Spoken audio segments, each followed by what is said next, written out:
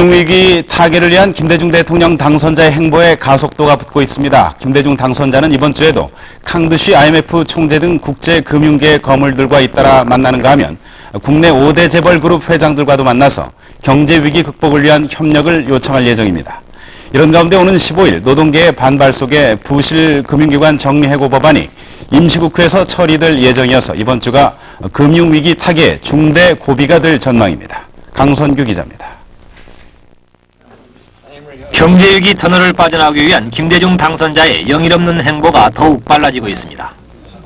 김 당선자는 휴일인 오늘 또 일산 자택에서 미 현 정부의 실력자인 코헨 전 하버드법대 부학장과 면담을 갖고 한국 금융위기 극복을 위한 미국 측의 협조를 부탁하는 등 경제난 타개를 위한 한주의를 시작했습니다. 김 당선자는 내일은 캉드시 IMF 총재와 나이스 단장 그리고 제임스 하먼 미 수출입은행 총재 등을 잇따라 만나 외환위기 극복을 위한 적극적인 지원을 요청할 방침입니다. 이 자리에서는 특히 IMF 협약 이행 문제와 한국 투자 확대 방안, 노동정책과 재벌정책, 그리고 단기 회체 연장 방안 등에 대한 의견이 오갈 것으로 전해졌습니다.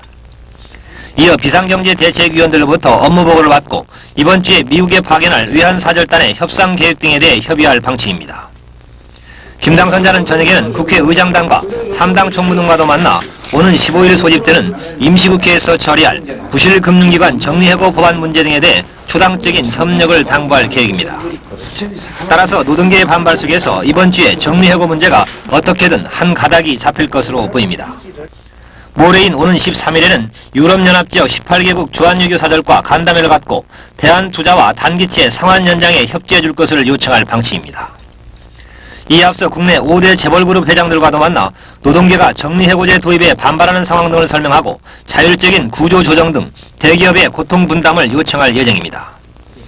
이렇듯 이번 주가 현 위기상황 타개를 위한 중대 고비가 될 전망인 가운데 15대 대통령 취임행사 준비 실행소위원회는 오늘 첫 회의를 열어 검소한 행사를 치르라는 당선자의 지시에 따라 본격적인 취임식 준비 작업에 들어갔습니다.